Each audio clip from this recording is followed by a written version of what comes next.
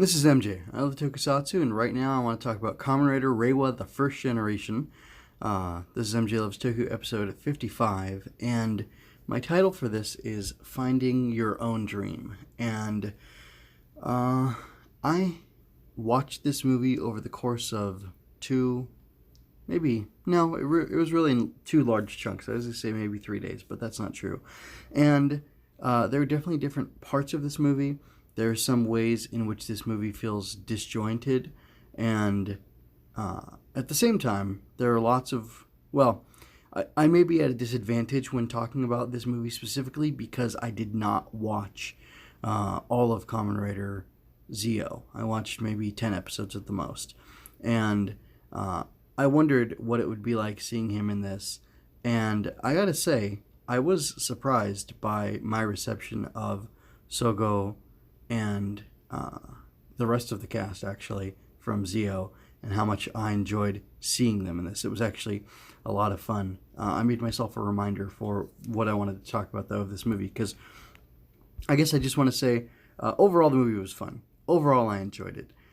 There were lots of things to enjoy. There were lots of segments that I found were fun, compelling, gave a fresh look at the characters from 01 who I've known throughout watching the last 35 episodes or so of the show. So I've been hanging with these people for over half a year because I've been watching it as the show's releasing, and it was interesting to see all of them and to see a little bit more backstory. We got like a different side of the vice president and his assistant, whoever that guy is. We got to see more of Koronosuke Hiden, and that was interesting, even though this is I think this is supposed to be the actual him from the past, not an alternate version of him. And if it's true that we're seeing actual Koronosuke Hiden, he seems to be a little bit more of a complicated character than the show has presented him thus far.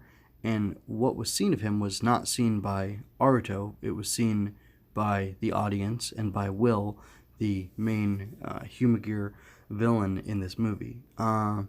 So I think I want to go back to my card real quick and just read off the stuff that is important in this, or the things I want to talk about. So first I want to talk about the high school horror. Second, the robo-dystopian future. 3, the messy writer rehash. And this is kind of in order of what happens in the movie. Then there's good dad, bad dad. And then at the end, I would say only life is important is the last thing I want to talk about. And I'll explain these things as I get more into them later. So just to say, or to recap, overall, I liked the movie overall. I thought it was very interesting. It presented some interesting things. It kind of was in 3 sections. There was a bit where we see the Zio cast, but I don't know what happened at the end of Zio, but apparently they're all in high school together and having like a normal student life, and they don't remember anything from the events of Kamen Rider Zio, which is interesting. And they're just friends. Tsukuyomi and Gates are now in the past. Like, they're living lives here with Sougo instead of in the future being rebels and whatnot. And that's kind of interesting. But seeing them at school was fun.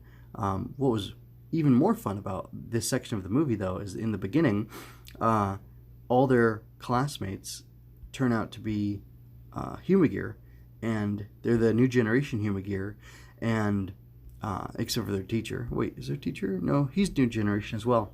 Anyway, they all go crazy because humans in this world are basically terrorists, according to Will, the president of Hidden Intelligence, and they're an endangered species that needs to be stamped out because HumaGear don't see humans as having the same right to life as they do. So we get this it's short, quick, and intense scene of almost like a zombie horror movie.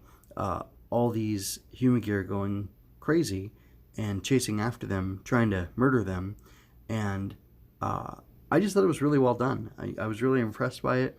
It was enjoyable to watch. It was spooky. It was just really compelling.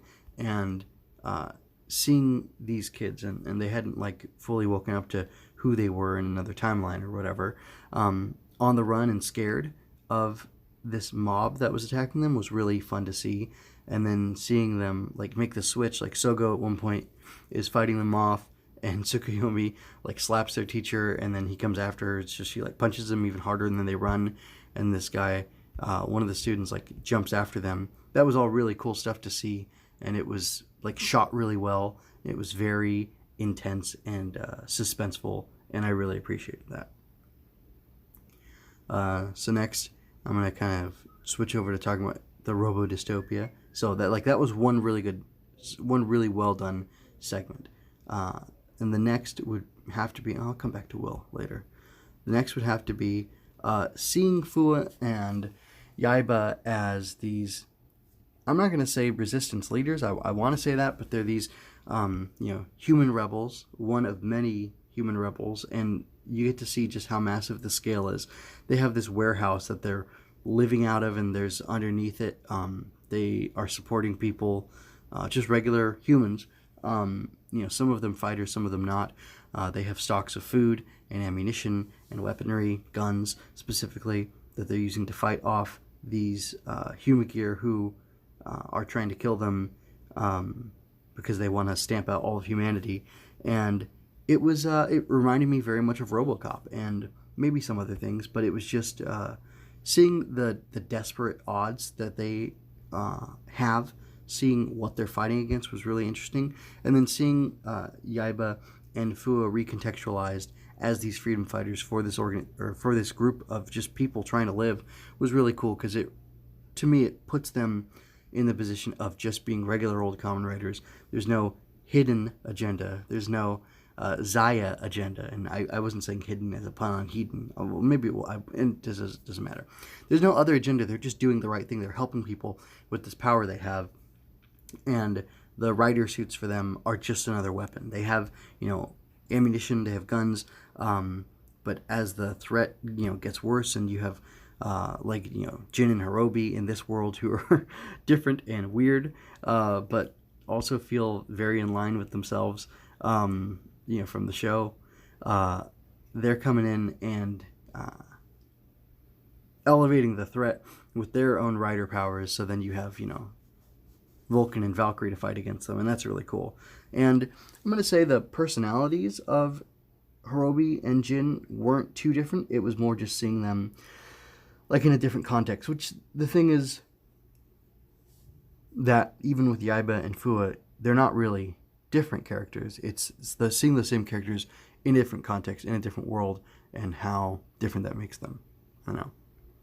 I also, just on a personal note, this tickles me, Jin and Hirobi almost feel like the way they're dressed and the way that they're shown, that they're supposed to be like a play on the guys who make up Double. Even though they don't turn into one guy.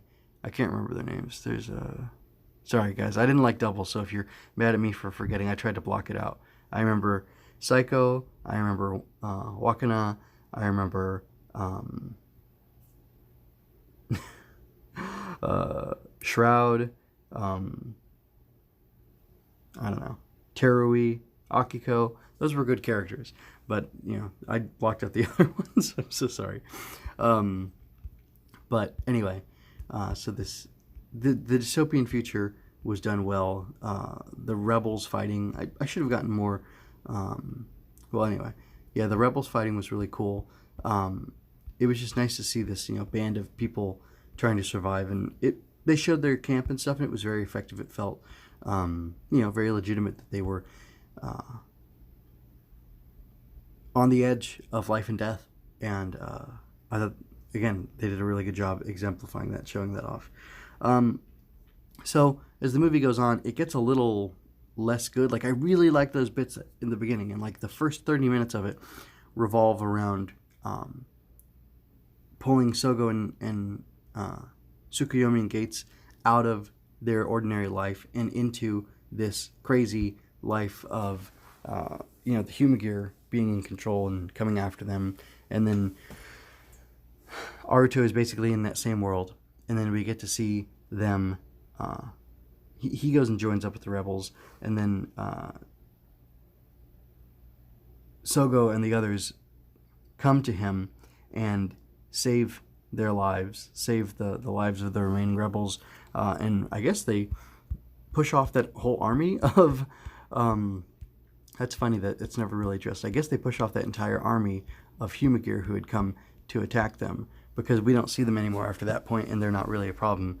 Things just escalate later at the end, which is kind of funny.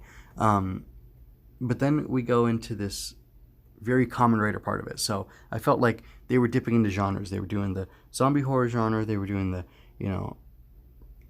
robot post-apocalyptic future, Terminator type thing.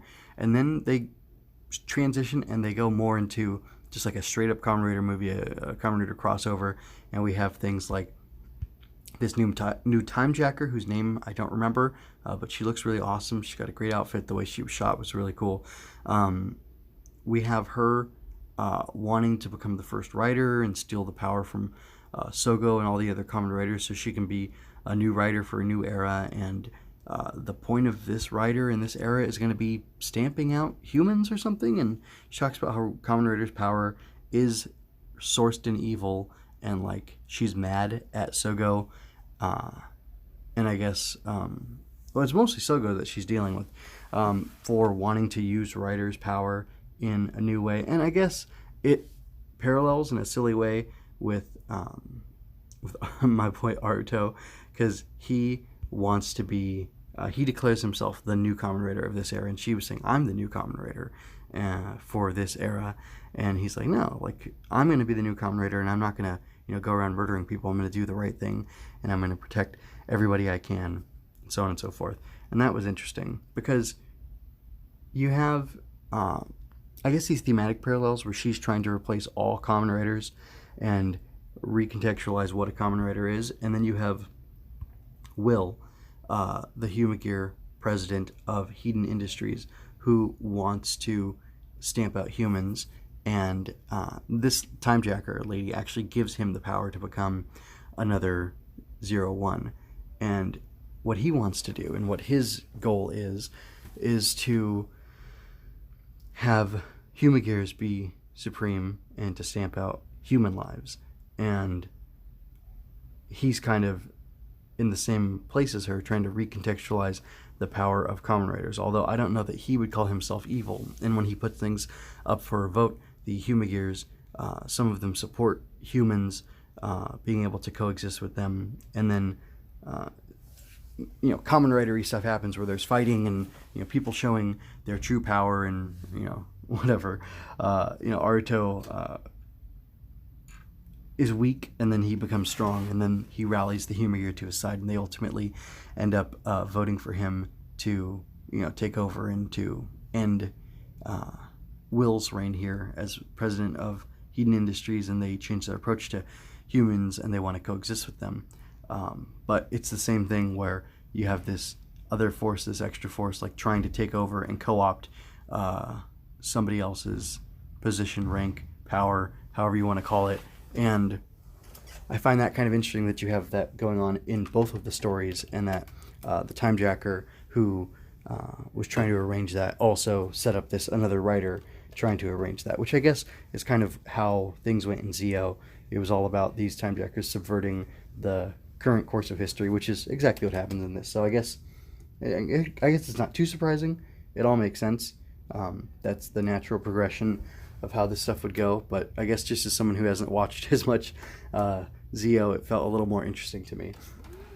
I did not want to neglect how cool this another 01 suit is.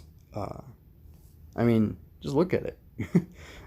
If you're watching this, the video of this, you're seeing me zoom in on him. If you're not, then you can go to mjmunoz.com /podcasts, or look up or type in MJLT for MJ Loves Toku, and you can see the post for this.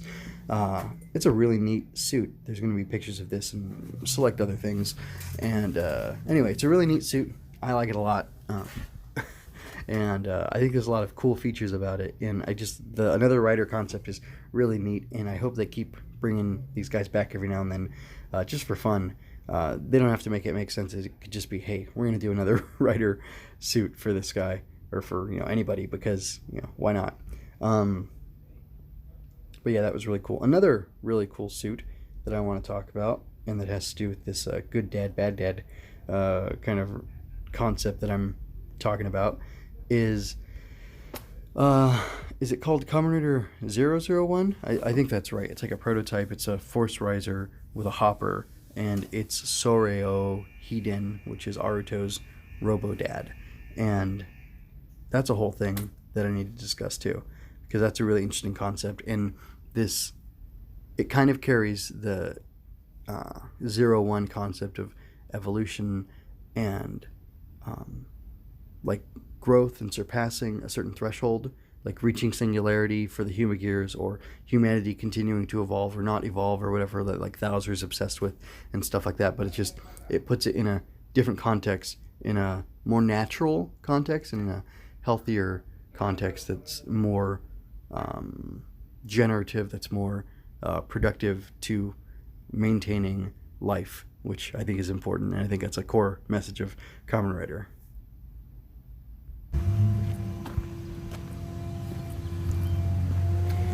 So besides the visuals of Kamen Rider 001, there are extra dynamics. So 001 is using the Force Riser, but also we have this, and it's less, sorry, I'm a little scattered here.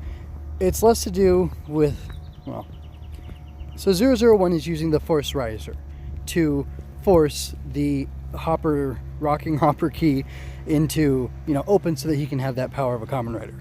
But at the same time, we have Will, who has stolen, basically, he's usurped the position of the CEO of Hiden Industries, or the president of Hiden Industries, in order to become Kamen Rider 01, who is another writer. Well, I guess he stole the belt. Yeah, that's right. He's restricted Aruto from using the proper belt for regular 01. He's another 001. And then his dad, who was Will's friend, companion, whatever, is 001. And he's a Force Riser writer, like I said. The whole point about this is that there's a connection between them. Konosuke Hiden had Will working for him, perhaps before Izu. I don't know if I can't remember quite if he filled a secretary position, but he usurped the presidency for himself. He voted out Aruto in that vote that I talked about, and he corrupted Soreo, who one would think logically would be the heir and successor to Konosuke, as president of Hiden. And we have Aruto, who's the spiritual successor to Soreo and Konosuke, and he's the flesh and blood grandson of one, and he's the human son to the robo-dad of the other. And Soreo tells Aruto that he wants to basically live his own dream, that he fought against him and pushed against him, so that Aruto would have to kind of like find the strength to do it all on his own, and so that he could be living for his own dream, not for a dream that was inherited by him. Like, he didn't want him to, it says in the subs that I read, it said he didn't want him to be anyone's successor. He wanted him to be his own man and like kind of come into it on his own or whatever, which there seems, like I said, to be this theme of evolution, and I'm talking about good dad and bad dad. It's kind of like they're, a father and an uncle, and they represent, two directions that this boy can go, and Aruto kind of has to prove himself that he's worthy to be 01. And what does that mean? I don't really know, but more than that, he proves himself to be a Kamen Rider, which is a title he directly declares and accepts onto himself, or proclaims for himself throughout the movie. And then at the end, like when he has that fight with Zio, he's saying like, hey, I'm the new Kamen Rider of this era, and I'm the first, and like whatever, they have the fight, and he fights in order to hang on to his memories, because for whatever reason Sougo wants to take them from him. But I just think there's these toys, these belts, these suits are all part of making the show look cool so that they can have cool things to sell to, children and otaku collectors, whatever, the whole gamut. They're hitting at all different parts of the market. But if that's done well, it can be used to fuel really good storytelling. And I think the fact that I think it was done well in this movie, basically, is what I'm saying. I like Will being this usurper, and then Soryo using this alternate power, and then Aruto also having to use that power in order to seize the original good, pure power in belt and suit of 01. That's really, really neat. I just think it's a great concept. But there's one level deeper of the good dad, bad dad idea, which is that Koronosuke appears to me now to be a much deeper character, a much more interesting character. He is shown to be flawed. He is shown to be different, and I believe that this is an accurate version of him. So, in 01 proper, I would say Will really did exist alongside Soryo, and he worked for Koronosuke, and something must have happened to him 12 years ago. And maybe that's why Izu was created, because he had to be retired, or he was destroyed, or something happened to him, or Will was corrupted. But I think Will does actually exist. And Robo Hakase, or Professor Robot, or whatever they call him, maybe he had a hand in, working with this guy, developing him, whatever. I could definitely see him as an actual part. He's not of proper 01. He's not, or 01, I'm sorry. He's not a extra add-on. He may have been added on, but he fits within the standard continuity of the show, and I think that's important. But being that, the impression I get is that that's totally true. So when Koronosuke says that HumaGear will be key to bringing humans more happiness, and then when he's challenged by Will, who says, in return, will humans be able to bring happiness to us HumaGears? Koronosuke's response is, it's almost chilling. It's interesting because he seems like such a jolly, happy guy. He becomes stone-faced, stern, quiet. He gets up, he walks out of the room, and he says something dismissive to Will. He doesn't say something rude. He says something that is intended to be, it is like a makeshift. It is given to mollify and pacify Will in the moment, and he's hoping he can just walk on and leave the room, and it will not be addressed. So that makes me wonder, it puts me in the place of, or the mindset of wanting to speculate and say, will Koronosuke somehow come back in the show? Or maybe Will turn out to be the final villain at the end. I don't believe that, I hope not, that Thousa or Matsugai is getting a redemption arc, because I don't think he deserves it. I think he just needs to go away. Not necessarily die, but just stop. But I don't see how they could give him a redemption arc. Yaibas was the villainous writer in 01 who got the redemption arc, and maybe Jin and Hirobi are open to that, but not Thousa. He's too far gone for me. But I think it would be interesting to see Will come back, because Will is called Will, and they keep talking about the will of the arc. And what if he is the will of the arc? What if he was the property of the helper to, very close to the top of hidden intelligence, and if he was instrumental in things and he becomes attached to the arc, I think that'd be really cool. I think that'd be a really neat turn. It makes me wonder what Soryo's name means in English, because I don't know what Soryo is. That's in Japanese, and I'm sure Will isn't a Japanese name. I'm sure it's like Will, as in Will of the Ark, and they're using that English word, and I wonder if it's kind of obvious what Soryo is to the Japanese fans, and they're thinking what's this Will? But I think at least as far as I'm led to understand, most Japanese, at least the younger folk, understand English better than most American young people understand Japanese. So who knows? But I just think that's kind of interesting. And I think I like that, to get back to the point, I like the fact that they're showing dual sides, that they're showing some darkness, some badness in Koronosuke, and I'll be interested to see if the show picks up on that and develops it at all. Only life is important. Let's see.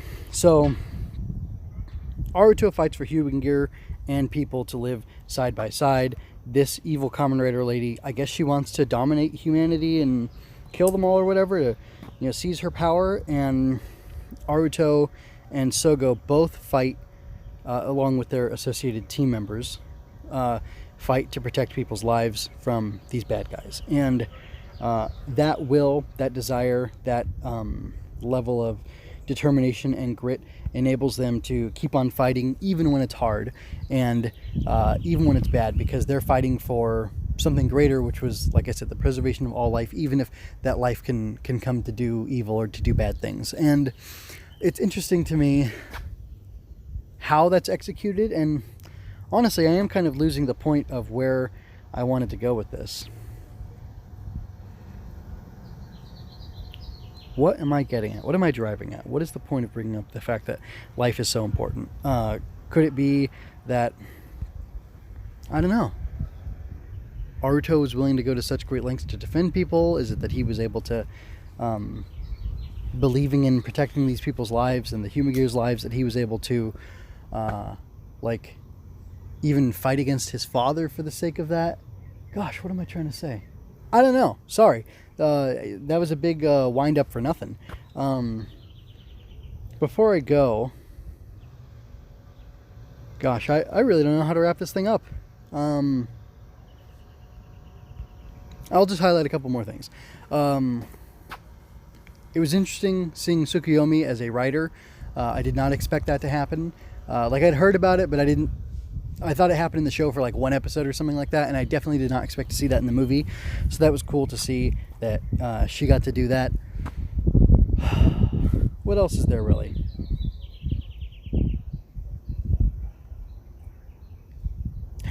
One last thing, just kind of the story going back and forth, or calling up. I liked how, sorry, that's a total weird transition.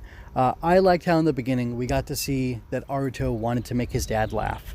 That Aruto wanted to make, this robo-dad have real, genuine feelings, and he believed in the humanity of this robot man. And at the end, he finally was able to make his father smile when Soryo could see that Aruto had the ability, the gumption, the will, the strength to carry on and to live his own life, whatever he chose for that life to be. And that was really beautiful. And I'm getting a real sense that there's a hero's journey type thing going on here in 01. I don't think that writer always sticks to that, and I think that it often doesn't stick to that. I think there are some seasons where that sort of thing happens. I couldn't name any off the top of my head except for, I guess, Ghost, maybe. But I couldn't cite you examples on how it functions and serves or, delivers the monomyth. But in here, I think it's interesting that Aruto is, like, scarred by the fact that he never got to make his dad laugh or smile, a genuine smile, as a kid. And then he grows up and he wants to be a comedian, or when we meet him, he is a comedian, and then he's pulled into being the president of Hedon Industries, which is a king-type position.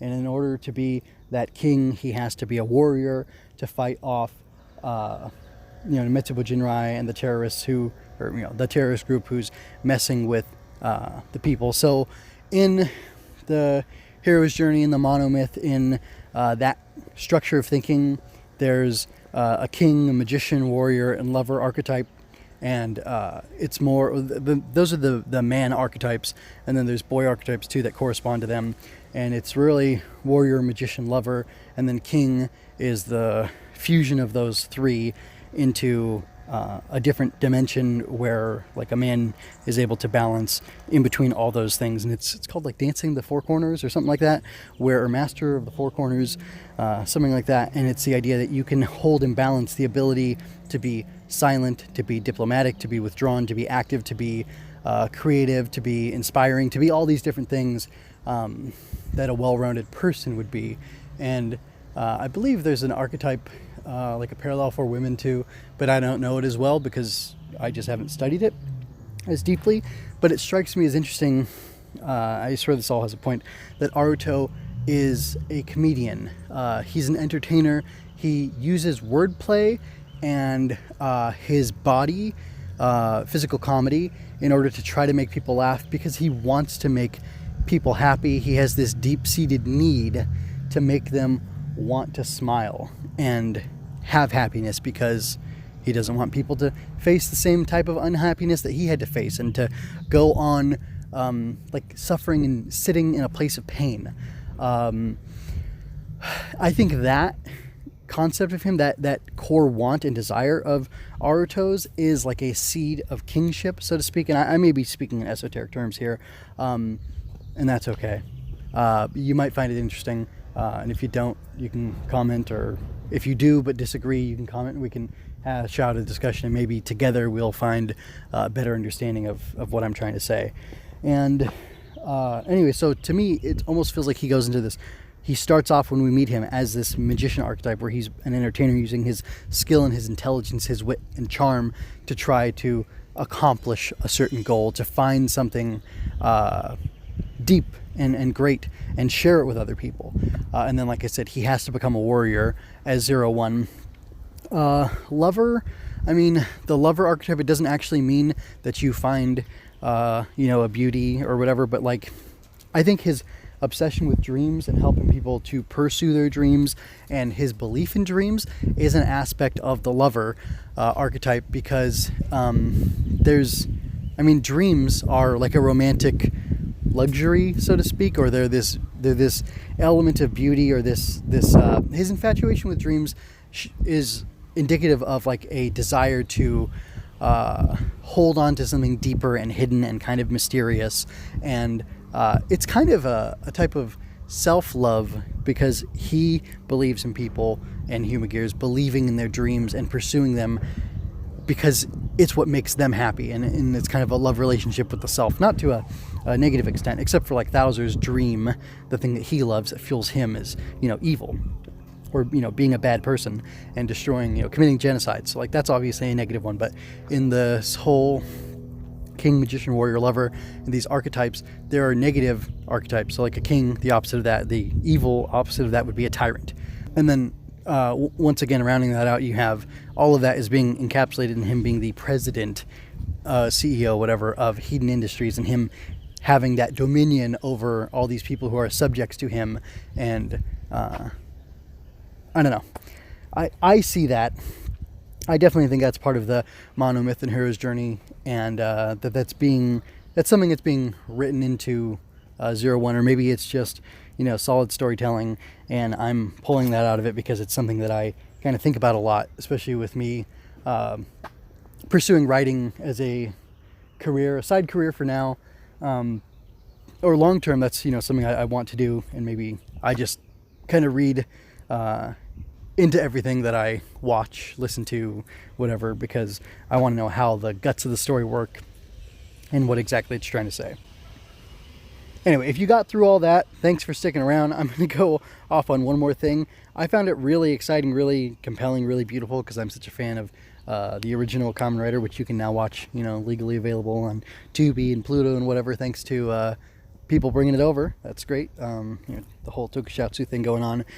The 001 rider has pink eyes. He's got like this, I don't know, mint, or not, it's not mint green, like a green-blue suit, and he's got something that looks like a scarf on him, and then when he's in motion, going super fast and things like that, he actually has like this energy scarf, and his eyes glow pink. I just love how original rider that is and how it looks, and it really tickles me that they went ahead and did that, and I really like it. I think it's a great thing. I think you gotta homage the original writer, at least in this Reiwa one. If you want to drop homages to other writers in the future, for future Reiwa era seasons of Kamen Rider, that'd be fine with me. But at least this first one had to have it, and they did it in a really nice way here, and I think it's really dope. So, yeah, I don't really have much else to say. Although, if you think I'm way off on reading the hero's journey thing into this and the archetypes on to Aruto and whoever else in the show, in the movie specifically that I mentioned, let me know. I'd like to have a discussion about that if that's something you're familiar with. But that's all I have to say. So yeah, I guess come back next time for another review. The next thing on my agenda would be to do, unless I've already released it, the President's Special number 2, which will be just more clip show from Kamen Rider 01. If you enjoyed this, like, comment, and share to help me grow. Don't forget to subscribe to keep current with each release. Chat with me on Twitter at MJ_scribe. Visit mjmunoz.com/podcast to find the multiple feeds in which I analyze Star Wars, tokusatsu, comics, and more. Visit mjmunoz.com/support for links to my Redbubble and Coffee pages so you can help keep me doing the things I do. Thank you so much for your time and attention. Until next time, be well, and remember, you don't have to shout henshin to be a hero.